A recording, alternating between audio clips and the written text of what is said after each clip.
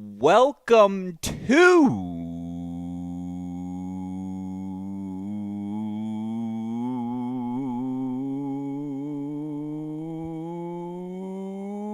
Hey, Great Shot.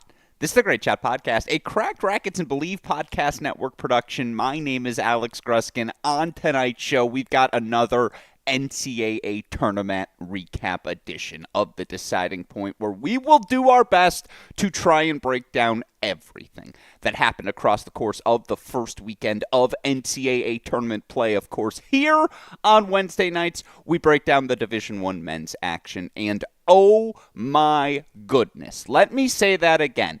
Oh my goodness, did the opening weekend of men's action delivered. I almost completely scrapped our advanced with ease category because you can legitimately make the case that every host team across our 16 regions of the opening weekend, they got pushed on the men's side. Boy, oh boy, did the action deliver. And again, on tonight's podcast, what we want to do for all of you college tennis fans is help recap anything you might have missed. Of course, it was darn near impossible with all of that action happening simultaneously to follow everything. Hopefully, our Cracked Racquets broadcast helped you do exactly that. And this is your friendly reminder. Our coverage of the round of 16 kicks off 3 p.m. Eastern Time on our Cracked Racquets YouTube channel. We will have coverage of 14 of our 16 Sweet 16 matches spread out once again across 4 broadcasts. Folks, hit that subscribe button on the Cracked Racquets YouTube channel so you don't miss out on anything. By the way, if you're trying to rock some May Madness merch, you want to get in on the mayhem, head it over to our Cracked Racquets website where we've got plenty of fun college-centric gear available for all of you college tennis fans. Of course, joining me on tonight's podcast to help try and break down everything we learned from an opening weekend. A man who doesn't need Cracked Racquets gear. He's got a closet full of college gear. He's got a shelf full of booze. He joins me once again to help break things down. Of course, you all know him best as the forefather of the College Tennis Regs Formula predictions, never far from the list at UTR, the lean, mean Michigan Wolverine, the professor, the man behind the bracket challenge we are all hoping to win. It's our dear friend, Chris Halioris, joining us once again. Chris, hey, great shot. Welcome back to the show. Oh my goodness, was that a fun 3 days of tennis? How did you enjoy it on your end, my friend? It was fantastic. I mean, waiting for you to finish the San Diego UFC match that night and watching the time keep moving in like 30-minute increments and then 15-minute increments. And finally we got to play and after a 4-hour rain delay. But I mean, the opening weekend was great. And like you said, there were very few super easy, straightforward hosting spots. Everybody had a little bit of a test. It was spectacular. It leads to what I think will be a blockbuster super regional weekend because one question I'm asking every coach in our press row is give me another matchup other than your own you are excited for. And multiple coaches now on the men's side, when I've listed them the options, they go, ooh, it's a busy weekend. And yeah, certainly that will be the case. Again, so much fun action to preview, so much fun action to recap here on tonight's show. So without further ado, I know we're off to a late start. I apologize to that for the live crowd who was waiting for us. Chris Halioris, let's get into it. Ugh, what an opening weekend of play we had, and of course, ultimately there were 2 host teams who were knocked off. We probably should start with a host team who advanced, but we'll stick to the script here anyways. Let's start with the matchup. The battle for LA, now in the Sweet 16. Third matchup between them this year will officially happen. USC, UCLA, each pulling off upsets this past weekend. Let's start with the USC Trojans, who you mentioned already. They, over the course of 8 hours, survive a test of attrition. Again, from a doubles point down, they were down 2-love overall. They were in jeopardy of falling down 3-1 as Oliver Tarvin had the chance to serve for that match on 1. But before the rain came, again, Carl Lee closes things out, straight sets at 5. You had, of course, Peter Monk breaking Oliver Tarvin to extend that match at 2. Then the rain came, and when that rain was finally gone again, freshman Nathan Trouvé ultimately a 3-set win on court number 2. You had Oliver Waitman, a 3-set win on court number 3. And then again, it's the freshman Matteo Marazzi at 6, 3-set win over Blake Castay. Again, for a Trojan team that, I will say it bluntly, they have been unremarkable here in 2025. Insignificant to the big picture discussion. We didn't talk about them in the kickoff weekend, didn't talk about them in the national indoors, didn't spend a ton of time talking about them in the Big Ten regular season either. Lo and behold, Chris Halioris, this young group, and that's what I want to emphasize because, again, a lot of underclassmen pieces, 2 or less years of experience in this lineup. And yet they are through. They knock out San Diego. They advance to the Sweet 16. We can talk about the San Diego side of things in a second. But, Chris, let's start with the Trojans. What a win for Coach Macy and the gang. Yeah, I mean, tremendous win. And I think, we kind of saw that this was possible. I feel bad I didn't actually pick it in the bracket because as you know, as the rest of our group did, I after watching the way things unfolded on Saturday, I flat out Sunday morning woke up and said, I'm calling it. USC's beating San Diego today, right? They looked good. San Diego, it's a struggle, no Rulin this year, and then Vasa goes down. They just weren't deep enough to be able to handle it, and that was a killer for them. But USC looked good. I actually thought when Yakovenko did not win, I kind of thought that might have been a tough spot for them because, look, you're never counting on beating Oliver Tarvett, and Peter Mock was still going with him when that match ended, and he extended it to a third that could have gone either way.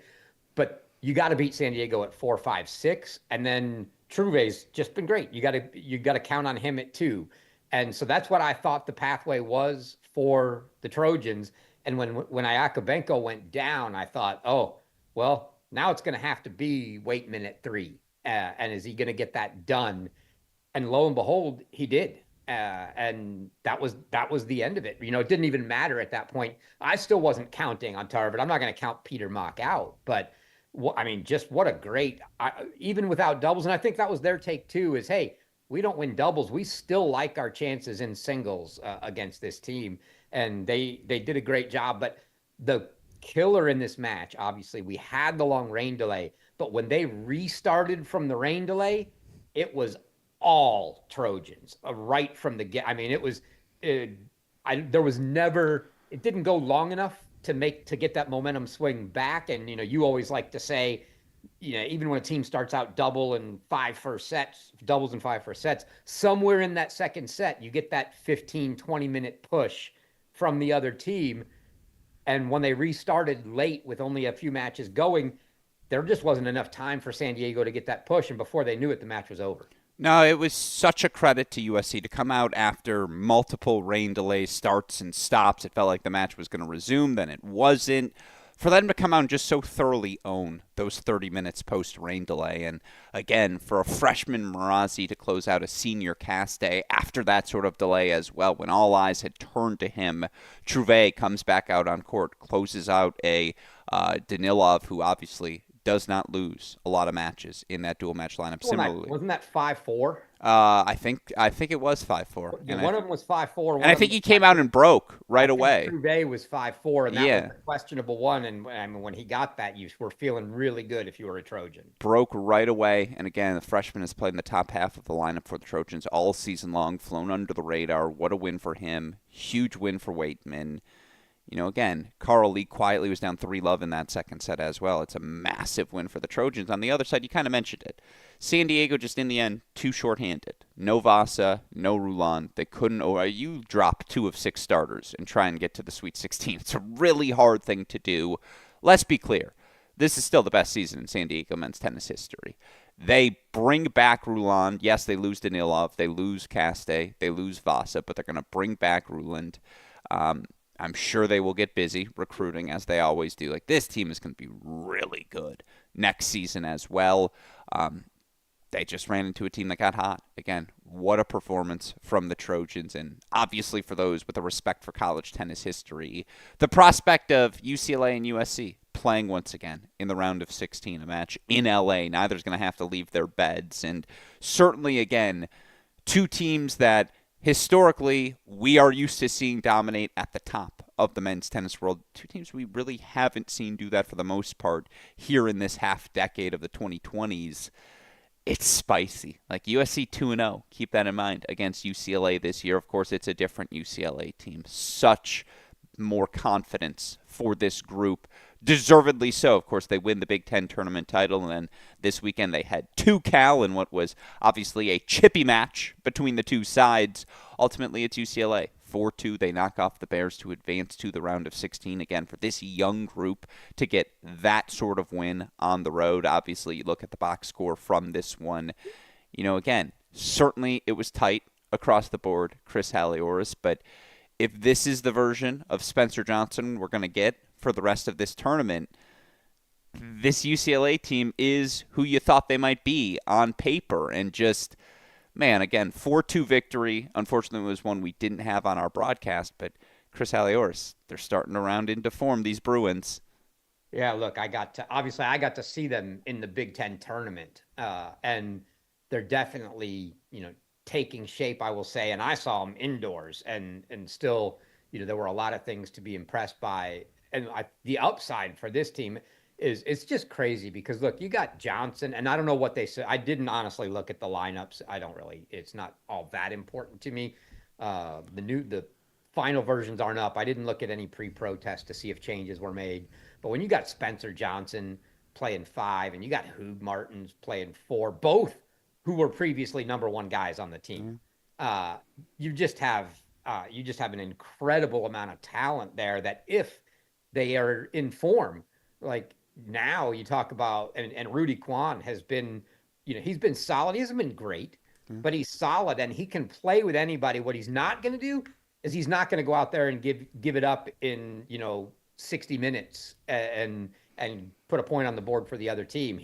Whether he wins or not, even if he's playing 500 ball, he's going to be out there a while and he's going to keep things going.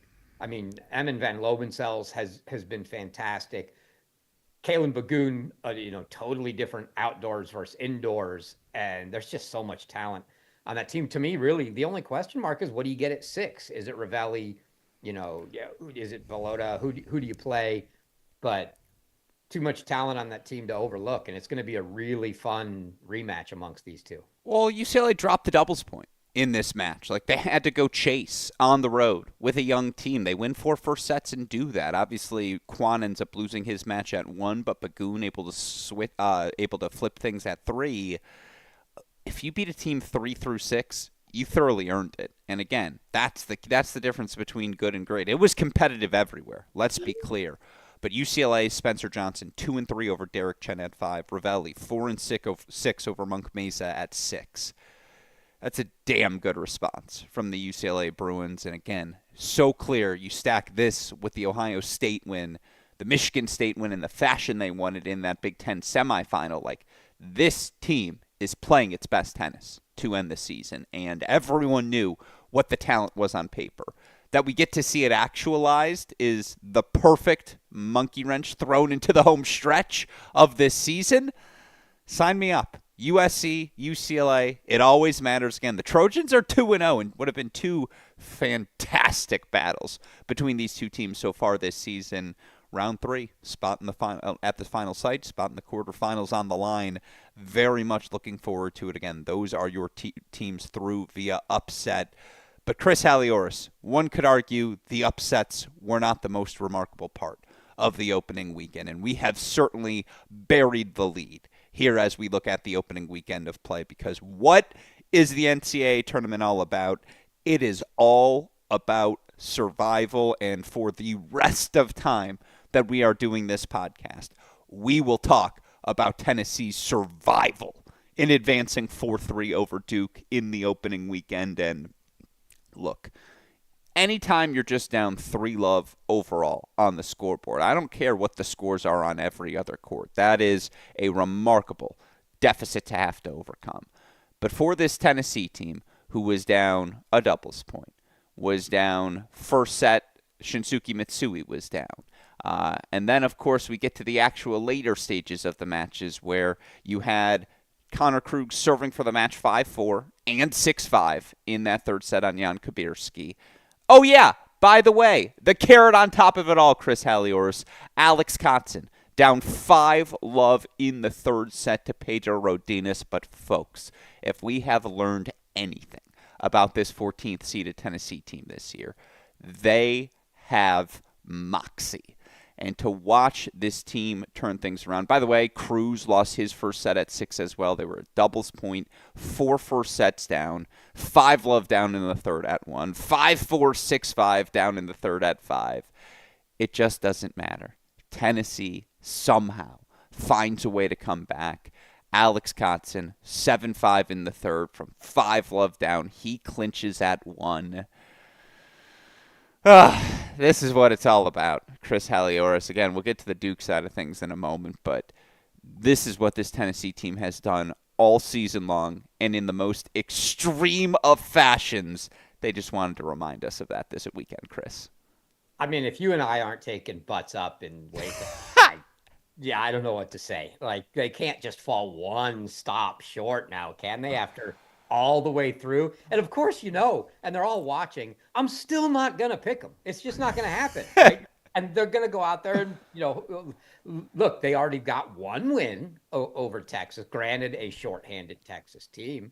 But yeah, look, Ian Cruz is the man on the team. Obviously, all the credit on that match is going to go to Alex Kotson. I mean, you come down 5-love in the third against anybody, and you've done a heck of a job. You do it against Pedro Rodines and in a match where your team was down 3-0 and you end up being the last match on in a 3-all match to do it.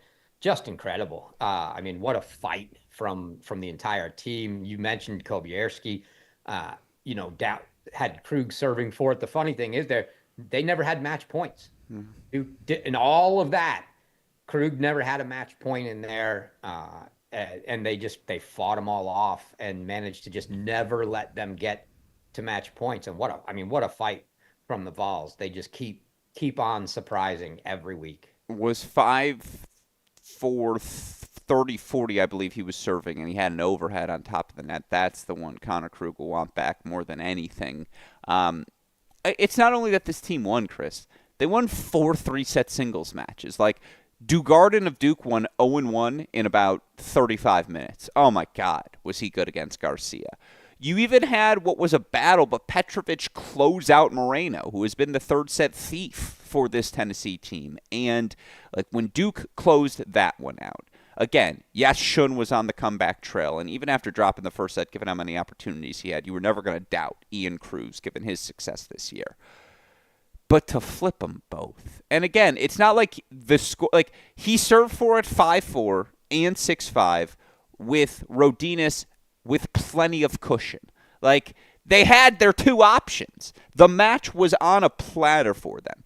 And Tennessee just said, no, this is not how we'd roll down. And by the way, that last service game, 40-love, 40-15, 40-30, 6-5, it's just a narrow deficit. Again, Rodines is almost about to force a breaker. And Kotson closes it out. Yeah, his face in the celebration video says it all, where you can see in his face, he's like, oh my God, I did it. And it was awesome. This is what college tennis is all about. Tennessee 4-3. Now they get the rubber match with Texas. Again, a team they beat at the end of the SEC regular season. Yes, shorthanded Texas, but still a victory's a victory. By the way, I think justifiably Kotson's going to be the Tennessee representative for our press row, because how can I not ask him about 5-love down? Like, I'm going to get that insight for everyone tomorrow. Thank you to him for agreeing to do it. It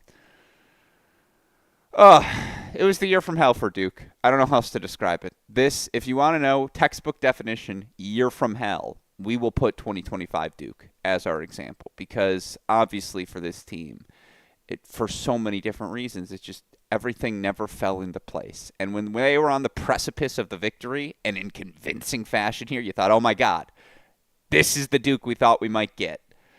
It's heartbreak. It's heartbreak for the Blue Devils, but God damn, Chris. Tennessee, Rocky Top, that was impressive stuff.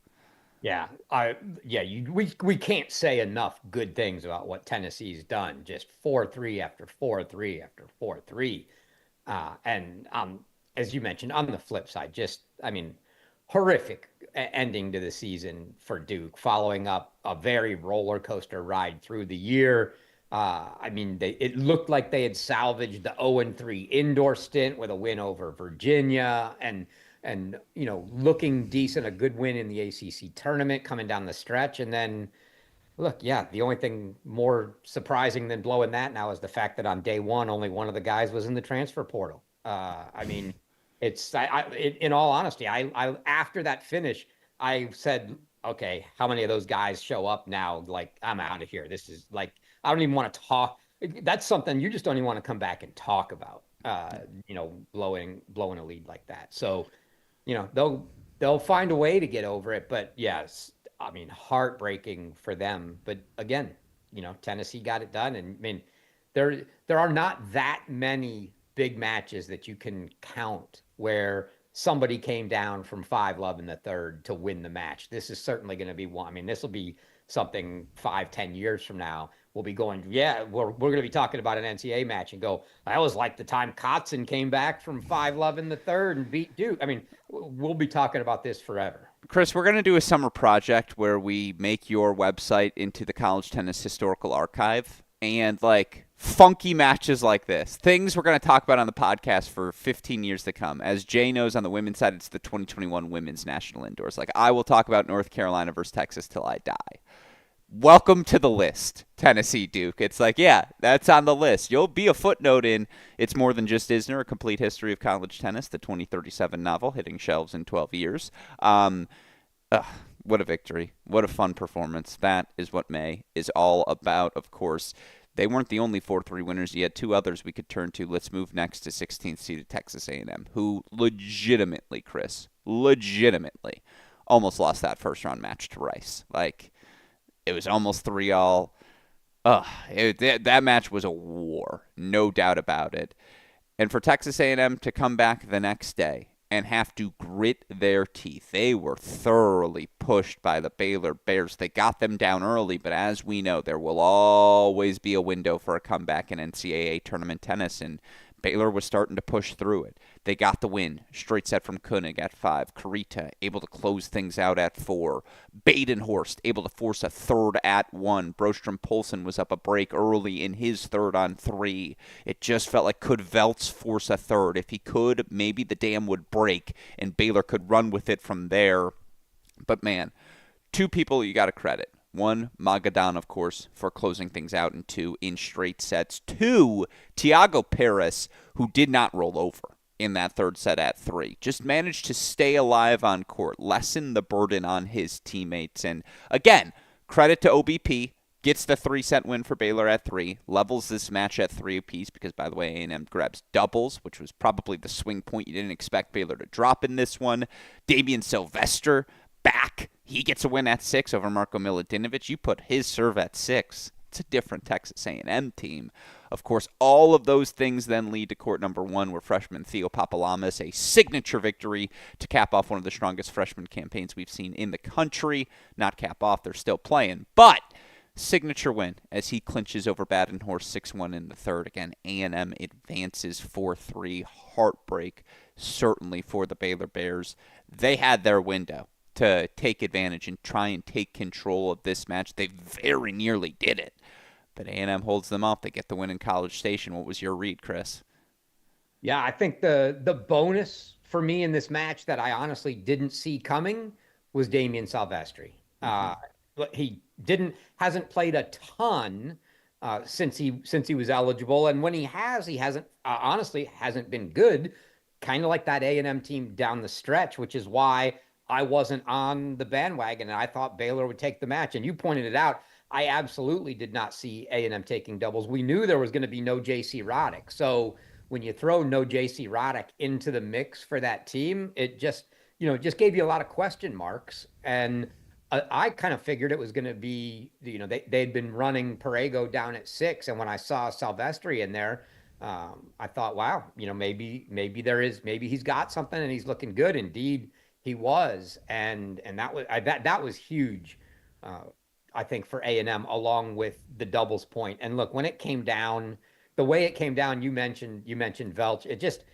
They had to have it because it's very, very tough to beat Theo Papamalamas. And I think when it got to the point where it was 3-all, and I think by the time they got to 3-all, it was already 4-1 double break maybe for Papamalamas on one. So it was a little bit anticlimactic, even though Baylor leveled it up, just because it looked like it was getting out of hand. But that's a tough one. I think they needed to find, their fourth point somewhere other than having to rely on Baden-Horst to try to beat Papa Malamas. Well, that's why Magadan, I think, getting off in straights and preventing it from being both Veltze and Badenhorst in thirds with Baylor up 3-2, that was everything. Like, Magadan being able to close that match out, really, really impressive. Again, you look for Baylor. I think all 11 of, no, no, 10 of their 11 losses on the season will be to teams who are still alive in this NCAA tournament. I guess 9 of 11 with the San Diego loss, but just heartbreak for the Bears. What a win for Texas A&M. Obviously, now they get the shot at Wake Forest. Going to be fun to see that one. I'll tell you what, if Sylvester's the 6, anything can happen. Aggies, 4-3. They advance to the round of 16, where, of course, they will be joined by a South Carolina team that was also pushed by Florida State, as we knew they might be, and certainly, again, for, I should hit the right graphic. Certainly, that match was excellent. When Florida State comes out, sans Alex Bolte, and grabs the doubles point, you thought, okay, this is what they had to have. Again, shorthanded, find a way to go up 1-love, they do. And man, again, credit to those Florida State seniors. Like, oh my God, was Jamie Connell so good in a 3-2 win over De Silva. Yusuf Rayon. We said on this show last week, he's got to be the guy who steps up for Florida State. He does that, a 2-4 victory over Yelani Sarr. But boy, South Carolina had their responses, and it starts with Connor Thompson. The moment he and Lucas De Silva lost that tiebreak at 1 to decide doubles, nothing excited me more than seeing how he was going to come out in singles. 2-1, he knocked out Corey Craig. I think Corey Craig held serve once in that match. Connor was exceptional. Again, as they have been all season, the freshmen Karahan, Avram, they do their job. Straight set wins on courts 4 and 6. And look, despite dropping doubles, South Carolina grabbed 4 first sets. They responded immediately. Darabegi was up on Scheisel for most of that second set. Now credit to Florida State's Eric Scheisel. Found a way to turn that match. His second set tiebreak he played was exceptional.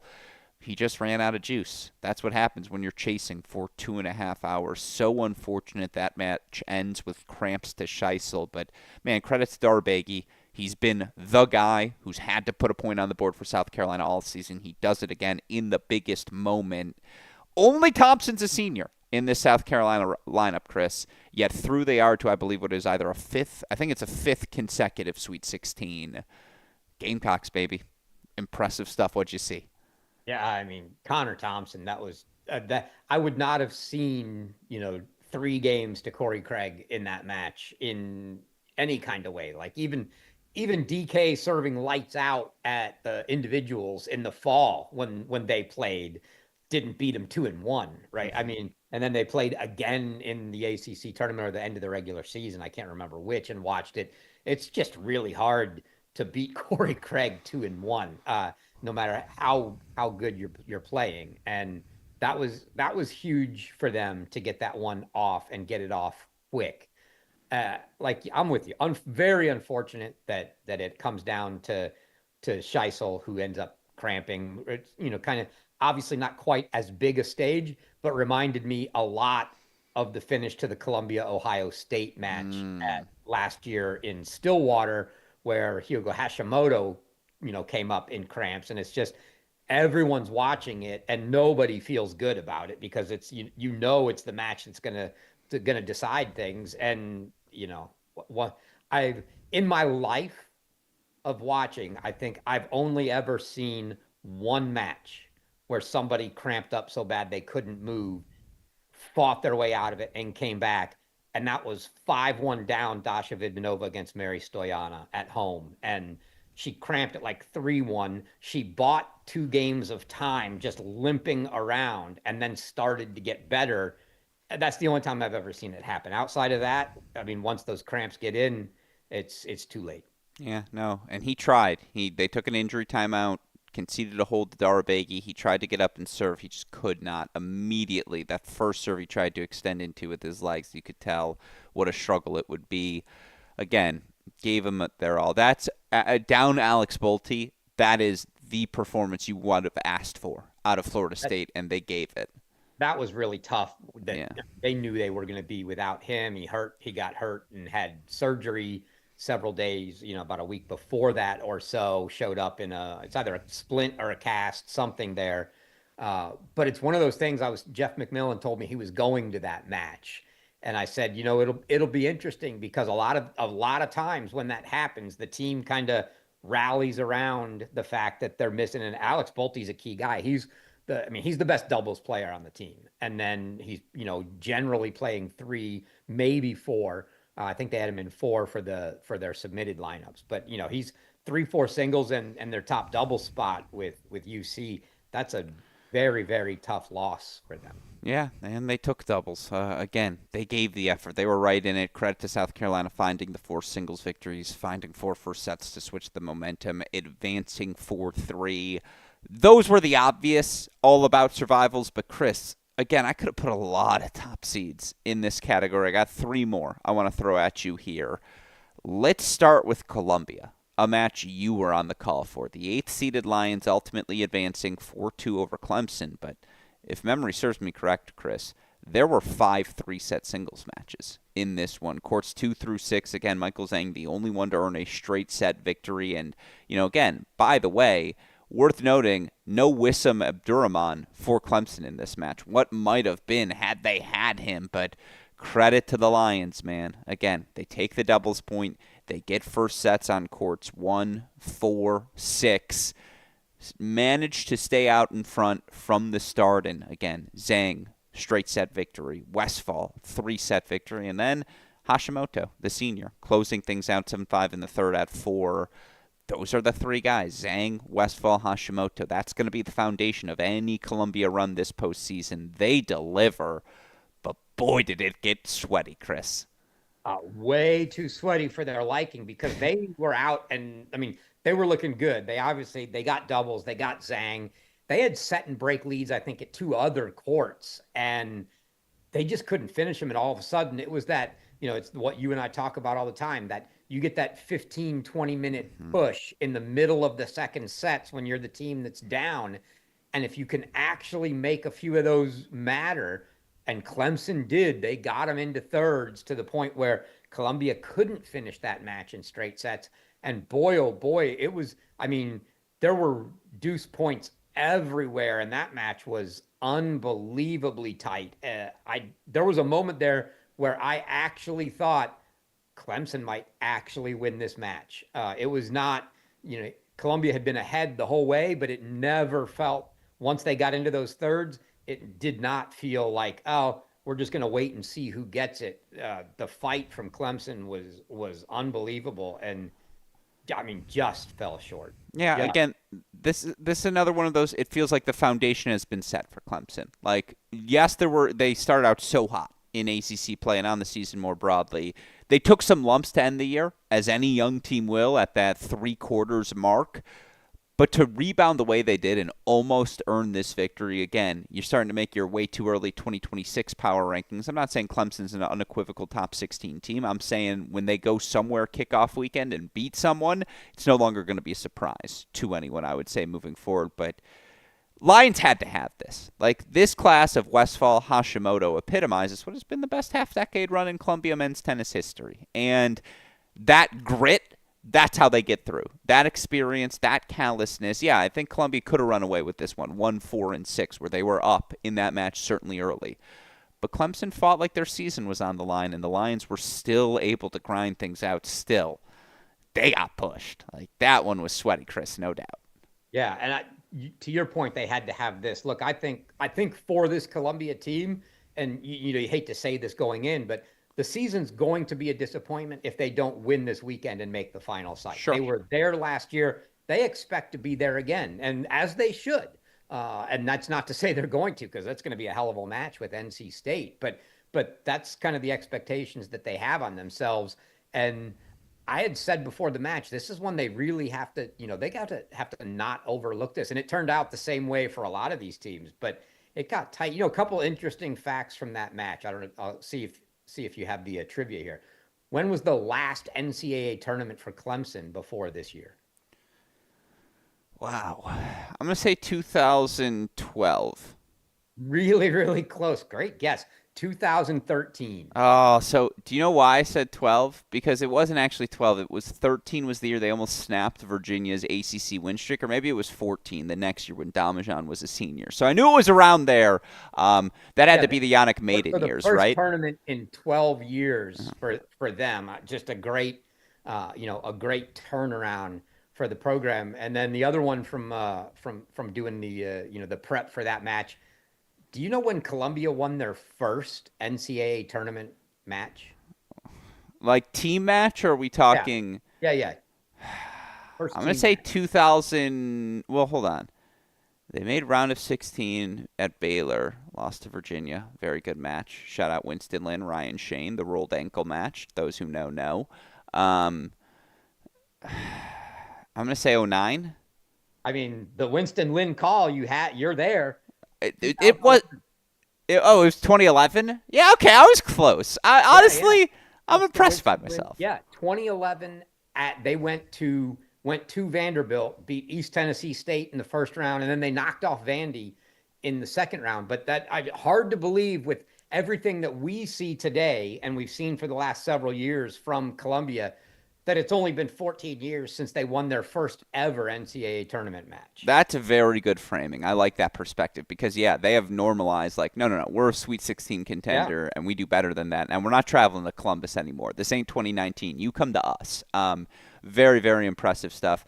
By the way, I gave myself credit. One of my mini highlights of Press Row, which, by the way, I think is going very well, and everyone should go tune in. I think this is the year for the perfect game. But one of my favorite, I was asking. 32. We're going to get all 32. I don't say it out loud until it happens. But I will say, Tony Bresky gave me a mini moment. And he did it in a humble way. But he was talking about some of the scheduling and getting guys matches. And he goes, I'm going to give myself credit here. And he just, like, very quietly, like, he did it with a smile on his face. Like, it wasn't an arrogance. He's like, no, I am going to give myself some credit here. And it was one of my subtle highlights of the Press Row series. But, again, Columbia, it got sweaty. They survive 4-2. They knock off Clemson. Speaking of sweat, it wasn't the match of the weekend because Tennessee Duke happened, but it might have been the moment of the weekend, and you were on the broadcast for it, Chris. When Colo hits that backhand line, oh no, excuse me, Bay was on the broadcast for it, but when Colo hits that backhand line for 1-love in that third set tiebreak, having overcome the 5-1 deficit in the third against Louis, having overcome Louis serving for it 5-4 and 6-5. By the way, Louis broke from 5 all 40-love down, like just all the swings. The level was a joke. By the way, they were up a set, down in the second, but up a set in the remaining match at 6. This match was played on only 5 courts, so there was that suspended release of it as all. Sooners pushed the Horned Frogs, but in the end, Horned Frogs grabbed the doubles point with the return of Pedro Vivez back to that lineup. Obviously, Jack ends up getting a 3-set win at 1. Cooper keeps doing his thing. He gets a straight set win at that number 3 spot. And then in the end, fresh haircut, same Louis. He gets that 3-set win, closes things out at 2. Still no Vivez in singles. Obviously, tough one for Pederico, tough one for Duncan Chan, who certainly had his chances to close things out as well. But man, like sweaty. TCU advances to the Sweet 16. This is the sweaty section. Yeah, I think we all knew that if there was no Vives in singles, we certainly expected to see, Cooper, who didn't play in that Big 12 loss, and we expected to see Pedrico, who was hurt, but thought he'd be back. But with no Pedro, we knew if Oklahoma played great, it could be a really tight, interesting match. But I'm going to give Colo credit. That is not where I expected it to be interesting. I mean, that is not the spot that I thought, oh, if Oklahoma's going to do it, they're going to push Louis. No, that's I thought it was going to be, down lower, maybe with no Vives, but he did play doubles. Maybe they find a way to sneak doubles. They have some decent doubles. and then try to find like three of the bottom four. But it was going to be tough getting either of those top two spots. And yeah, I mean the fact that Louis, when Louis went, let Colo back to 5 all, it just felt like, oh my goodness. I don't know what was he up there, 5-2 in the third. I I feel like think he had. I mean, he was up a break there, and he let Colo all the way back to I think five. it was one. I think it Might have was been one. 5-1 in the third. Yeah. Yeah, they get back to 5 all, and you're thinking, oh my gosh, the momentum, switch here. And then Colo goes up 40 love Yeah. at 5 all serving. And then the next thing you know, four straight points for Louis, and he breaks him. But then he gets broken right back. At which point, like, I was just I could not believe it. And like you said, that very first point with the backhand pass from Colo, you thought, oh boy, this could get really, really interesting now. But Louis did, he did what the really good players do, right? He found a way. It it had been, again, like 3 years since we had a Monty moment, and I was like, oh yeah, I forgot. Like, boy, give me a Monty when the back is against the wall. I don't care if it's Sifos, I don't care if it's Colo. Like, oh man, Colo was enjoying the moment as well. That match was spectacular. The level extraordinary. Look, will they have Pedro or not? It's up in the air. Coach Rodini not sure if they're going to have him in singles here this weekend. Will they need him against the UCF Knights team that beat them less than a month ago? Could make the case for why they would. Survive in advance. That's the name of the game. TCU manages to pull it off, Chris. And then last but not least in this category, that's right. We're headed back to the Wake quarter because it got sweaty for number one Wake Forest. When our texts 20 years from now leak, Chris Halioris, they will all see the text where we go, oh my God, is Wake Forest about to lose? Wake Forest, of course, pushed indoors against Kentucky due to weather, as we saw all weekend long. And Kentucky comes out and they grab doubles. They get wins at the number 1-3 spot, that clinching win in a tiebreak at 3 from Braysock, Kazne over Silas and Tachi. There was also a moment. Gibido took his first set 6-2, and then you looked. Suresh Loudon, first set breaker at 2. Kosne Robertson, first set breaker at 4. Tachi Stevenson, first set breaker at 5. The window was there. Like, it was sweaty, but credit to the number one team in the country. Wake Forest grabs all three of those tie breaks. By the way, Dostanic had forced a third by the time this match was finished. DK, Robertson, Powell, and then, of course, the three-set win from Silas at 3. Ultimately, Wake Forest 4-1. They advance, but, I mean, even for the top seeds, Chris, I'll say it one more time here, sweaty. Yeah, I mean those in the middle of those, going to see those three breakers already down the doubles point. You definitely had you're looking at yourself going, "What? Really? Like, I didn't see this coming." And I think I had even told you, I said, "Man, I talked to Coach Gordon, before, and he said before they even had the draw and knew they were going to Wake, and he just said, look." You guys have been down on us, rightfully so, based on what we've done this year. We've been great at home and terrible on the road, but we're ready. These guys are ready to go beat somebody and shock someone. And I think he kind of knew there are only two options in all likelihood were Wake Forest or Ohio State from the travel perspective. But they were ready, and they definitely showed it when they got to Wake. And that had they found a way to get those three breakers instead of Wake, that would have been, extremely interesting. But Wake, again, they do what the good teams do. They find a way.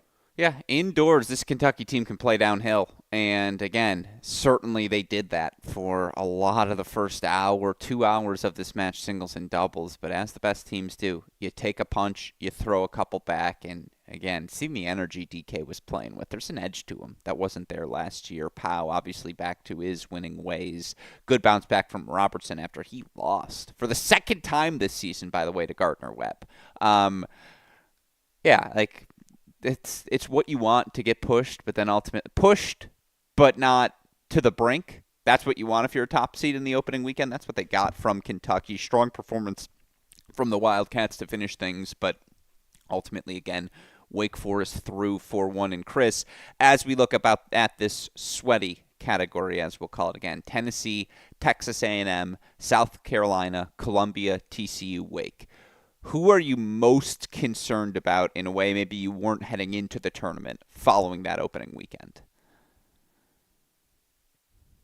Any of them, or do you still feel the same? Yeah, I don't know that there's anybody that I'm more concerned about than I was coming in, right? I mean, I think in all cases, I'm not. Look, Wake's played a but for a team that was undefeated for so long, they played some really tight matches and showed that they're. And look, they've got some first year guys, freshmen, first year, whatever the hell you want to call Silas. Yeah. They're they're guys that are just first year on the job, and so there are points in time where there are going to be some blips and things are going to get interesting, and they've played some really tough matches. I don't know if I expected to see them drop a match to Gardner Webb, but I mean the match was never in doubt, right? Now the Kentucky one, that did get interesting, but again they did, like you said, they didn't let it get too interesting. It's 4-1 or for whatever, and they get those tie breaks, but uh yeah, I don't really think I'm overly concerned about any of those teams any more so than I would have been coming into the tournament. Yeah, I think Tennessee's certainly the most impressive win of the group. I think there's a case to be made to be concerned about Columbia, but go actually look at the scores. Like, they were right in it, even in the matches they lost. They really should have closed that one out and more decisively, perhaps, than they did. Um, what I see as I look at this list, Chris, and apologies for those watching live on YouTube as I'm looking at my screen here, but like a healthy San Diego is a Sweet 16 quality team. Cal is a Sweet 16 quality team. Duke, Baylor, a healthy Florida State. Like, those are clear-cut Sweet 16 teams. And they all went home this weekend. Like, oh, God. Kentucky at its best can play a Sweet 16 level. Oklahoma, a Sweet 16 level. We saw from Clemson as well. It's all about survival. And again, a bunch of host teams getting a little sweaty, but ultimately surviving and advancing. And again, we can rapid fire through the rest here, all 4-1, 4-love score lines. I could have put a bunch of more teams in that sweaty category, Chris. Can't say that about Texas. They get through pretty comfortably. 4-1 victory over Cornell. That match was never in doubt. We didn't get to see Ojakar, which we thought we might. Texas through. Any any thoughts? Yeah, no, I mean, my only thoughts are why. Yeah, I'm really interested to see the rematch. Clearly, they're going to have Sep Gorsny that they didn't have in that last match with Tennessee, but we still don't know about down low. And honestly, I'm not sure I care who they play down low at this point. The one spot that I have to love for Tennessee is Ian Cruz. I'm gonna take him before I even see who he's playing and say he goes three and finds a way for the Vols. The question is, can they find three more elsewhere? And I think that they really like their chances. Gorsny hasn't been great. Shinsuke Mitsui, whether he's playing PY or Gorsny, he beat PY like 1-4. Is that one of probably PY's only two losses, three losses? I don't know what he's got, two or three losses on the year. Um, 20-2. yeah, so one of them to shun. I think they don't feel bad about their chances with this team at all. So that's going to be an interesting match. I'm looking forward to. It's going to be fun. We're going to talk about and preview them more in a second. Yeah, Texas 4-1. By the way, let's be us for a second. If Gavin, Kate, and Dylan are all healthy, is Michigan in the Sweet 16? Of course. Good answer. That's the right answer. Yeah, I mean, God. just heart. And I've talked to a bunch of coaches about that. The heartbreaking part of that for Gavin isn't even so much, yeah, it ended his college career, fractured wrist. It's also ended he and Ben qualified for the U.S. Open wildcard playoff in doubles by nature of making the NCAA finals in November. Not going to be ready for that either. So that's out. Just, to the start of your pro career, tough. No, it's unfortunate, certainly. God, hate to see Cooksey's career end with that sort of loss at one as well. He was so good here this season. But Texas, 4-1 winners as well. Let's go to the bottom of the draw now. How about Stanford? Chris Halioris, 4-love win over Pepperdine. That match was closer than 4-love. I want to be abundantly clear. Pepperdine pushed him in a bunch of different places. But, by the way, I found out this from Paul Goldstein. I know you're not going to listen to every interview. Do you know what they call the covered facility at Stanford? Is it something I could possibly guess? The Rage Cage. I'm like, I've never been more all in on an environment in my life. Like, I'm so in on the Rage I mean, Cage. we have to get out there and go Yeah. see Jay and attend a match at some point because I'll tell you, just watching it and Oh, I asked about the camera angle. no, no, here I was. This is what I'm going to get into. Look, between their cameras and Court One at Cal, right? There are some interesting camera angles that we see in college tennis, and I'll tell you what, I don't honestly hate them. Like a different perspective could be like some of the courts there are on that angle, some of them are straight behind. I don't. The angle itself doesn't bother me. What gets me, I think, on one or two of them that are on the angle is how far away they are from the court. But you almost have to be to be able to see the full court from the angle. But yeah, I would love to hear why. But I don't. I still don't hate them. But that place looks beautiful. You're, I want to see it. I agree with everything you just said, but I would just like to reiterate to you, Rage Cage. Like, just sign me up. By the way, in that spirit, do you think in your lifetime you're going to drink all of those bottles? Oh, 100%. Yeah, Hang on. I think in June we're due for 3, maybe 4. Like it's gonna be a long this. The best part of this, Gruskin, is when we build the place 30 minutes from less than 30 minutes from the USTA Center down there in just south of Lake Nona on East Lake Toho. The coaches are all coming for the coaches bar. Guess what we're doing? Like, That's fun. you guys want the ad for what we're doing? Here you go. Yeah, that's good. I like that. It's a tasting session with Chris There's only like Halioris. 350 of them here. No, I mean, by the way, tomorrow I was looking at my schedule. I'm like from 8 to 8. I have a coach every hour. I'm very excited, but it might break me. I'm running out of words to speak here, Chris Halioris. All right, we'll keep rolling through. By the way, I don't know if we talked about Stanford at all there. They're No, good. you mentioned that it was closer. They did kind of what you want to do, and they had some close matches. They finished the matches out in straight sets that they needed to get it done and get out. And it was clear that Pepperdine was probably it was a little different than playing Alabama, and B, after that almost 4 hour long match, probably a little taken out of them. And Stanford, they look great.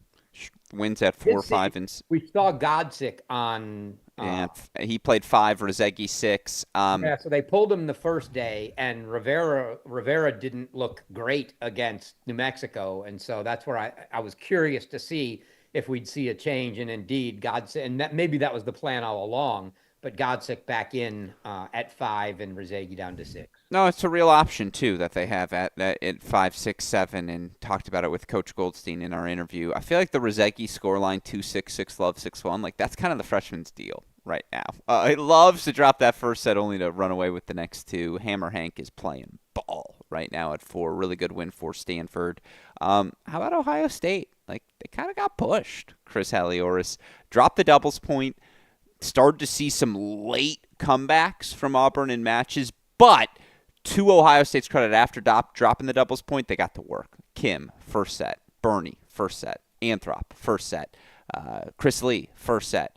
Bryce Nakashima, first set.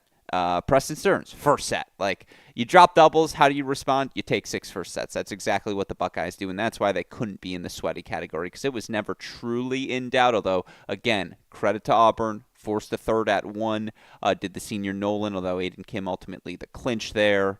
I mean, Nakashima, by the way, still undefeated in dual match play. Really good win for Preston Stearns at 6.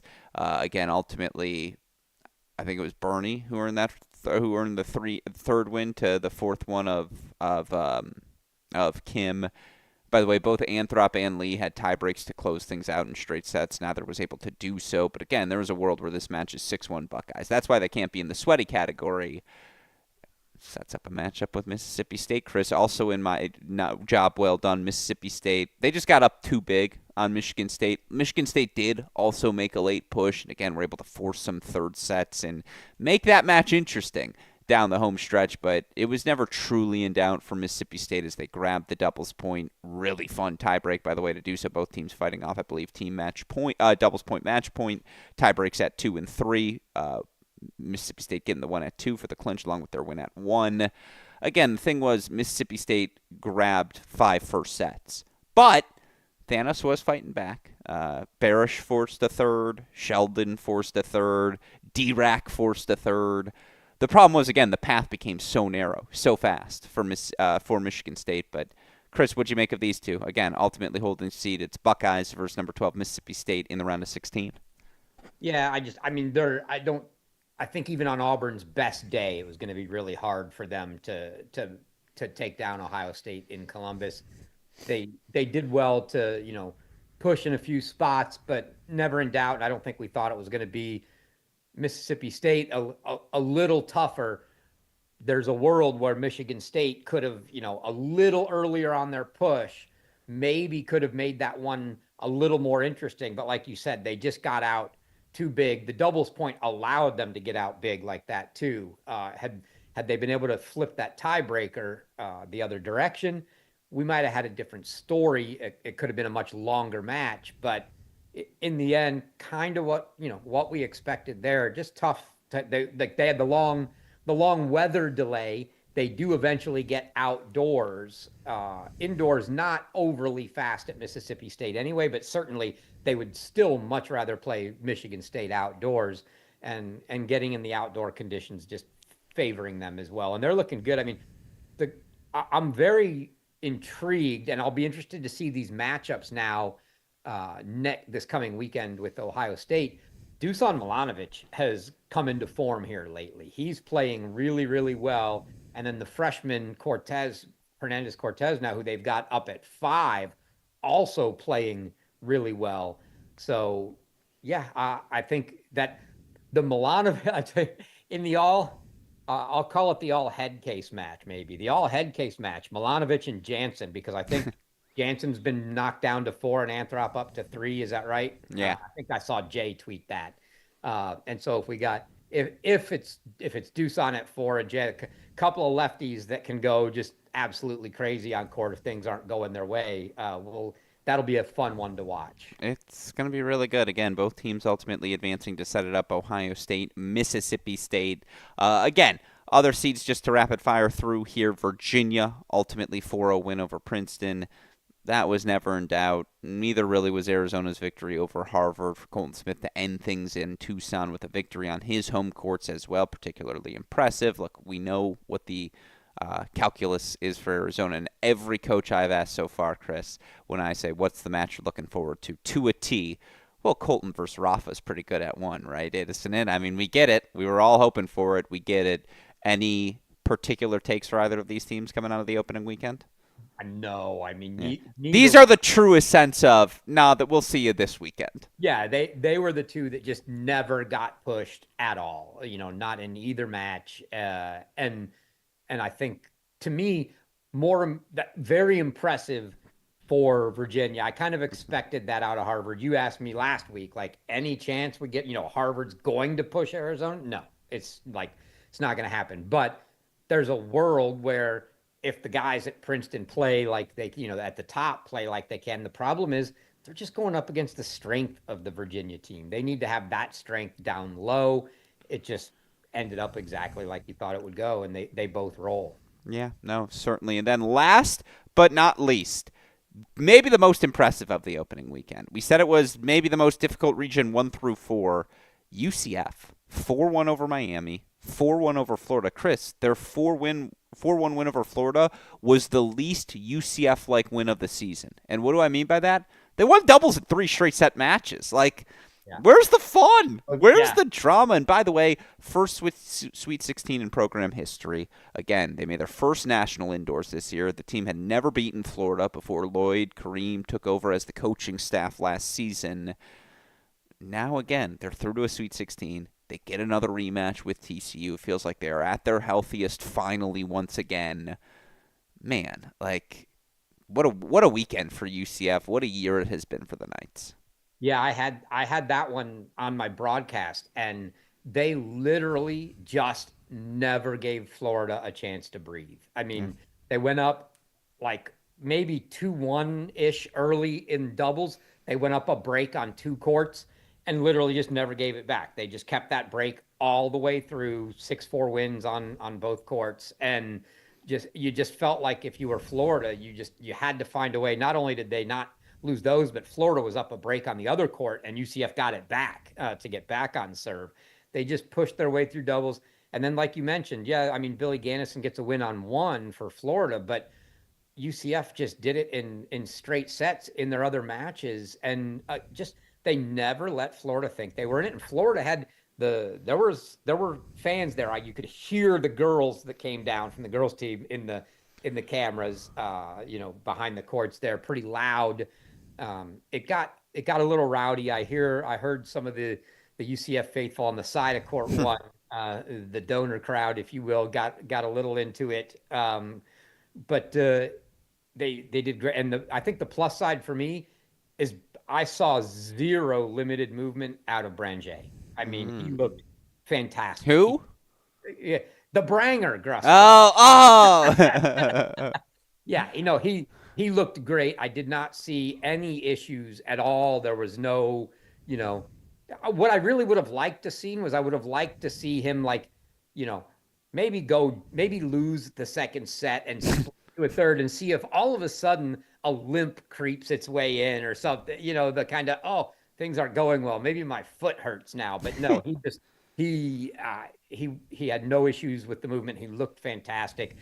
Keep in mind when they knocked off TCU, they didn't have him. Now, granted, TCU was also, banged up, but I'm really looking forward to that rematch because they looked absolutely outstanding. Yeah, no, it was a really, really job well done, and yeah, again, they're here to stay. This Knights team, they can play in year two through to a Sweet 16. That said, that's everything from your opening weekend, and now, Chris, we get to turn the page, and I'm going to try and make sure this isn't an hour and a half podcast, mostly because my brain's going to break. So what I asked you to do, much as I asked Jay, let's go power rankings. Most intriguing matchups and why. We will start at 8, work our way to number 1. Chris, I gave you 10 minutes to do this exercise, so good planning by me. Let's start at the bottom of the list. Who's 8? South Carolina, Stanford. I have that at 7. I just think the path for Stanford is pretty clear, right, in this match, and particularly with Basing, Hammer Hank, Rezegi playing as well as they are. Like, you just feel very confident in those places. I do think that matchup at 4, that matchup at 3, Kang or Basing, whomever it may be, versus Darabegi, that matchup's going to be really, really good. It could be a swing match, but look, South Carolina has a path. They always have a path. You feel like doubles, Thompson, Darabegi, Karahan can beat anyone on the right day. Yeah, I feel like I know the most about these two teams. That's why I had it lower. Yep. Yeah. I think your 7's probably your 8's probably my 7, and that's Wake and A&M. Yeah, you want to give me predictions for each? Give me the paths. Yeah. Look, I mean, I think again, I think that both. I think across the board, every one of these super regional matches has the opportunity to be like, there's nobody I'm just writing through in the see you next week, see you at the final site, right? 100%. There's not one of them. I think if I'm going to lean, then yeah, I'm going to say, yeah, probably the most favored, probably those two matches. I probably most favor Wake and Stanford in those matches, particularly Stanford at home, South Carolina having to make it all the way across the country. Gonna be tough. I'll take the home teams there, but I absolutely think and I'm honestly hoping to see A&M push Wake in a way. I just don't think they can take doubles. That would be an extreme bonus for them. But I would love to see, if Papa Malamas can grab 1. I just don't. Is Powell still at 6? If so, boy, that's a tough spot to try to beat them. I mean, you have to beat Tachi if he's 5.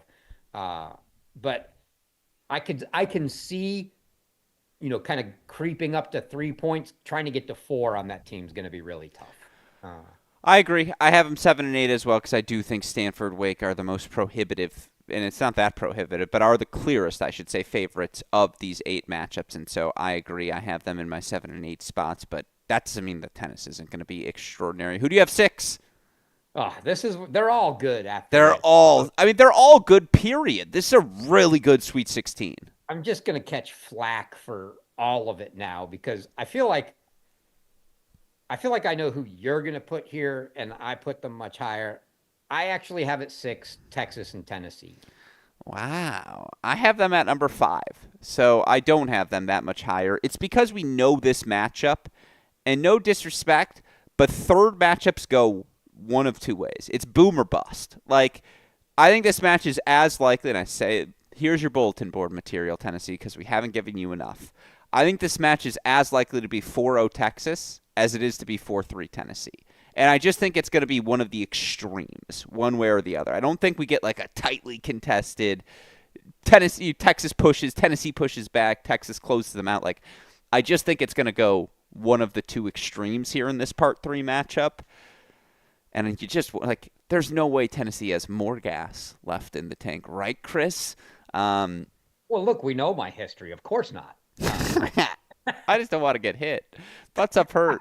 Oh, Um, I actually want, part of me wants to see them win because I want to put them on the spot and see if they can hit us. Come on.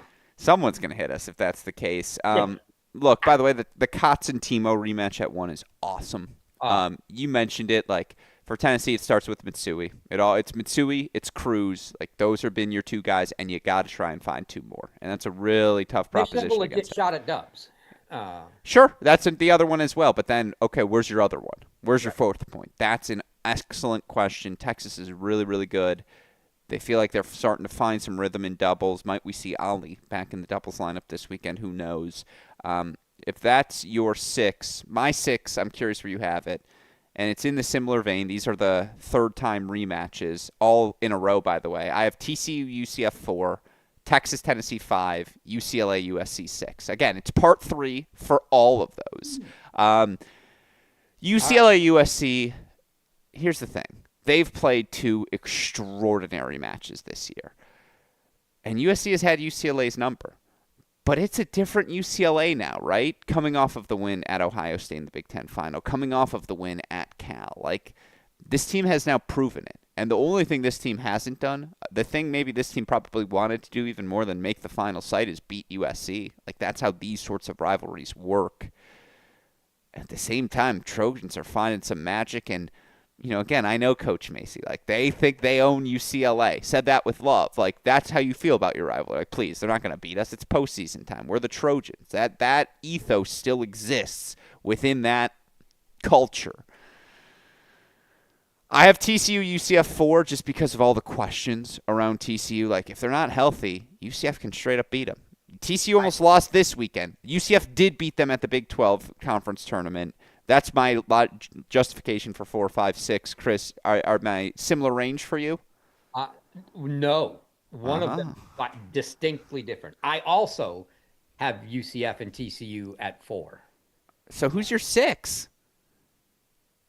Well, my 6 I already told you was Texas, Tennessee. Oh, sorry. Who's your 5? My 5 is Columbia, NC State. Really? You know, Even after Columbia this weekend? oh, I think it's going to be a great match. It's just Oh, from the intrigue perspective to me, it's like, and Columbia's, there's nothing flashy there. There's no like, oh, is it gonna, we got this guy that's a big server. Is it gonna be his day or not? Look, you got Michael Zhang. You know what you're getting out of that entire team. And I could really almost say the same thing for the most part for NC State. It's just not a lot of, I mean, I know who we're going to get a great match. who, by the way, I forgot to mention their 4-1 win over Georgia somehow when we recapped everything. Yeah, You yeah. got to call that. I did call that Yeah, match. we know their strengths. Like Stahaley, strength. Leroux, strength. Doubles, strength. They kind of have some, like, what's most fascinating to me about that Columbia NC State match, one, it's a rematch at Columbia. Really hard to beat a team twice in the same season. 2, like, it's strength versus strength. Like, 3 versus 4 is wars across the board. These are two teams who pride themselves in doubles. Wars across the board there. NC State's also like, hey, Columbia, you stole our top 8 seed. And, like, we want that back after Yeah, losing that's to you in the regular season. that's Like, that's why I have it too. yeah, that's the side to the storyline. So you and I have kind of swapped our twos. Then, if that's your 2, my out of place team is one that you already mentioned is my 2, and that's USC and UCLA. Oh, that's crazy. Make the case for that's crazy. I mean, look, like you I'm not gonna. I will say this, and I'm gonna bet you if I made you go put money on the match right now, you're taking UCLA. I mean, there's it's not even up for debate. That's who you're going to bet on. They're going to be like, minus 240 or something. And we've already seen them up doubles and 4 first sets on USC. They just couldn't close it. Yeah, yeah, and they've so yeah to be and just the fact that well, not only that, but it's a bunch of things, right? It's two unseeded teams making it to me just kind of adds a little bit more to it. A place that we weren't expecting to even have to see a home match. The run that UCLA has been on, look, they're not the same team now that they were the last two times they played, or that when they lost, say kickoff weekend, or when they played the first month and a half of the season that we were wondering where the hell they were. Now we're seeing a completely different team, and it just to me it's very intriguing because yeah, they've lost. That is what makes it intriguing to me is they've lost to this team twice, and somehow you still have to call them the favorite. I'm looking at my Where else do you see that? I'm looking at my power rankings. And again, I would like to emphasize this is going to be such a fucking good weekend of tennis. Like, oh, all 8 of these are exceptional. I have 7 of them on our Cracked Rackets YouTube channel. Shout out to UCLA for getting on board. We really Yeah, let's just appreciate throw that. in the fact that I get to call that one. Another reason it's up high on the list. Yeah, of course it is. By the way, remind me afterwards. I got some fun facts for you going into that one that we can't discuss here. Okay. I'm just looking at my list and if I need to re-examine any of the choices I've made. No, I stand by Columbia, NC State, because this is the end of the Columbia run. Like the Hashimoto Westfall run, it is a completely different team next. Yes, if they still have Michael, it's not completely different with him and Nick up at 1 and 2. But like, that's the connective thread for this all the way back to like 2018 and 19. That Tim Wang and we can go through all the guys if we want to relive Jackie Tang and just like all that, Jacqueline and Adam all the Rosie. yeah, exactly. All the guys. We can keep going through. Victor Pham, like all the way through to now. You feel like Hashimoto is that connective thread of this is so stupid. Of people recruited by Rich Bonfiglio. Not to disrespect the job Howie has done. Because like Howie's done an awesome job. But like this is when they really when Howie took over as assistant is really when they really started recruiting. But like this sort of run is after this. Howie was never your assistant coach. Howie was your head coach. And it's just like it's a different sort of thing. I don't know. It's just that's how I feel. You know what? We'll have to bring in the expert. We will have to consult our people at Columbia to see if I am on for something. But this does feel like the final page to what is the most successful chapter in Columbia men's tennis. And maybe Michael's actually that final page, but still. Since it's related, Gruskin, here we'll see if you All that is to say, by the way, NC State's so fucking good. Like that's a great match. And I get to call that one too. Yeah, it's gonna be a great match. Yeah. By the way, and I knew you wanted to call those two, so I was like, let's make sure. Absolutely. Yeah. Let's see if you get this one here. Your best Bonfiglio recruit Ever? ever. I mean, Lerner. Okay, I thought it might get by. I was like, he's gonna skip right by it. No, no. Come on. I forget who I was talking to, but we were relitigating the Fawcett. I mean, who was I talking to? Goldstein.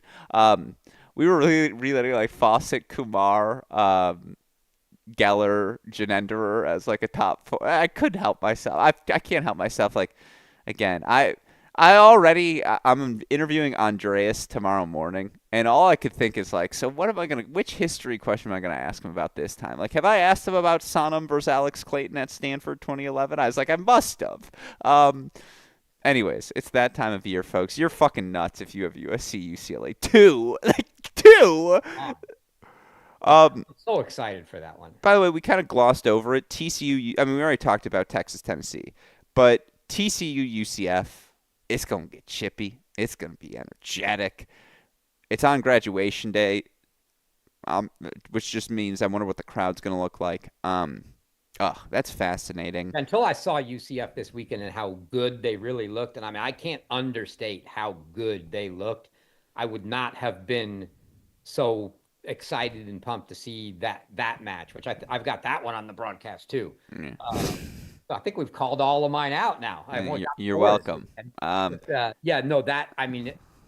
very excited to see the rematch there. All right. Well, and I'm going to come back and ask you for prediction and swing match in a moment as We well. obviously have the same three and the same one. Yeah, so Ohio State, Mississippi State's 3. And Yep. I honestly almost put that 2 because Mississippi State has done everything but win this match for the last, it feels like, since Nuno, half decade. Like, these teams have all been good enough to be Sweet 16, all been good enough to be in the mix, and they just haven't gotten that victory. Can they get it over an Ohio State team that isn't the they don't have the armor of the Kingsley, Tracy, Cash, like that class was up 1-0 and was honestly up 3-0 because they were beating you at whoever was playing, Anthrop or Bernie 5 and 6. You could argue they were up 4-0 because they were going to win doubles. They were going to win Tracy 5 and 6. And like Yeah, I'd go back before that, and it was JJ and Torp, and like, I yeah. mean, look, it's been Tubert. they are, yeah. No, it was Siebert who didn't play, and then Tubert did because Siebert didn't, and got beat 2-2 at 6 against by Mississippi State. But anyway, But Torp clinched over Nuno because yeah, that's what they're going to. Is this the first matchup since then in postseason play? It must be. I thought they went there last year. Oh, you're right. I actually think it must not be. That's a pretty good call. But no, what I was going to say is that the Ohio State team, look, they are still the number 5 overall seed in this tournament, but you can't help but think to yourself that this is the most beatable Ohio State team that we've seen in like, No, since the 21 team, when they were just inexperienced and restricted by COVID rules to gain that experience. yeah, I mean, okay, maybe that year, and then before that, I was going to say it's like pre-Torp. Like, I mean, it's Well, been. just for perspective for fans, apologies for cutting you off. Ohio State since 2006, round of 16, every NCAA tournament. And by the way, Chris, they've only lost in the round of 16 twice during that time span. One of the two of them, that 2021 team that lost to TCU, that, by the way, went on to go semifinal, final, semifinal at NCAAs the next 3 years. Yeah, it's yeah, the record, the fact that you made whatever since then you've been in Oh all but six. 2 final eights Yeah. and just haven't been able to get, like, the mathematical odds of not pulling one of those out are great. It's, they're due at some point, but again, this year just doesn't feel like I think I said this early in the year. How ironic would it be if this was the team that ended up getting it done for them? It's the Because funniest possible ending. yeah, this is just not the team of all the Ohio State teams you've been looking at in the last 10 years that you went, oh, that team can win the national championship. This isn't the team you're saying that about, but they are the 5th seeded overall team, and they're still alive with a chance. Yeah. At the same time, you maybe favor Mississippi State in doubles. You maybe favor them at the top 2 spots. Like Sanchez Martinez and Jovanovic have certainly been as good as Kim, in all due respect to Bernie. But Bernie this year, although Bernie in Columbus, different cat. Um, the question is 3 through 6. Where the Buckeyes have been really good all season long. That 4 spot feels like a swing spot in this matchup. No doubt, as you alluded to earlier, Jansen versus the Deuce. That match is going to be really freaking. I almost put that match at 1. Like, the only reason it couldn't be 1 is because we all know what number 1 is. Every coach, as I mentioned earlier, like, as good as the matchups are, like, you could argue Jay versus Dietrich, if it breaks right's the better matchup. Whatever. We don't. But I don't care about watching anything but Colton versus Hodel. that's what everyone is waiting for. And it's just like, how could you not? Junior U.S. Open champ versus Tennis Abstract's 45th best player. Fuck the rest. And by the way, he's playing to extend his college career. It's the one thing Arizona has not done is make a quarterfinal. That's the one thing they haven't done. All the other firsts have come under Colton. Is he going to let someone else get that first as well, too? Like, no. I'm going to make the case legitimately, even though obviously it can't happen and never would happen. Coming back for a 5th year? No, they should allow this match to start with Colton versus Hodar and everyone watching it. You're playing 1 point. And then when that's over, then we'll play the rest of the match. But let's let all eyes on that so that we don't, and then the rest because the problem is when that match is on, everyone's going to be sitting there and there's going to be nobody on the other court. Or the other way you go is you play everything first and we only earn the privilege of Colton versus Rafa if it's 3-all overall. And then Oh, it's like, yeah, it's like yeah. that just started that, That and would be now we'll even. all stay. Yeah, that would be great to finish with that. Oh, yeah. I mean, that match is so good. Again, Jay versus Eagle, sign me up. Um, Everything else feels like a mystery, as it has all year for honestly kind of both of these teams. Like, there's a lot of similarities between these two. Of okay, we know Rafa, we got Eagle, we got to find two more, and you could argue for Arizona, Rosin has been a more consistent piece than any singles piece Virginia has had throughout the course of 2025. Ugh, it's gonna be really good. It's gonna be. It's the number one match, and all right. To end the show, let's rapid fire through it here quickly, Chris. Wake Forest, Texas A&M scoreboard, and who clinches? Uh, 4-1 Wake and not Luca, not Steph. I'll go with Silas. All right, you can be even more casual in your picks here. Stanford, I'm Uh, looking like 4-1 Hank. yeah, that's actually okay. But I'm gonna go two. I'm gonna go 4-2 Hank. Okay, I like that. We're going off of my order because it's obviously better. UCLA versus USC. I'll go Bruins 4-3 Ravelli. Ooh, I like that. Tennessee, Texas. Uh, 4-1 Longhorns PY. All right, TCU, UCF. I've been told, by the way, strict instructions. If the wrong three-letter synonym comes out, synonym acronym comes out of you, stop the show. I don't know what It that means you means. better pick TCU. Is what I've been Oh, told. You've been given oh. strict. Do not pick UCF. I was like, what? Yeah, yeah, yeah. It says so. Lloyd wants the bulletin board material. No, but 4-0 TCU. No, just I, kidding. I can't go there. Look, I'm very, very hopeful that we see Pedro Vives this weekend. TCU is just a good team. They find a way. 4-2 or 4-3. I'll go 4-2 Frogs and how about Duncan Chan? All right, Ohio State, Mississippi State. Oh, I mean, come on. Who wins in Columbus? The Dogs do. That's who. Mississippi State. 4-3. Martinez Serrano clinches at 6. Oh, okay. I like it. Columbia, NC State. Great. See, and this is, by the way, how you know I'm right because it's getting harder for you to pick. So this Oh, is. yeah. It's very, very tough here. I am going to go Columbia at home. So good. I'm going to go 4-3 Columbia and say it's Hashimoto. All right, and last but not least, two picks for me here. Colton versus Hodar, and then Arizona versus Virginia. So the most important story, and then, oh, by the way, who wins the match? Yeah. So look, I mean, I have to stick with what I said before. I told you that like Hodar was the guy, but if they played, I'd probably take Colton. I gotta take Colton. Like Okay. I'm taking Colton. Remind me who had him as the number one pick on the first team half Uh, year best lineup. it's just I'm still not putting them. You got to play every freaking match. He did. Uh, He played so many matches. He played Indian Wells. yeah, yeah. I'll take Colton in the match, and I will take.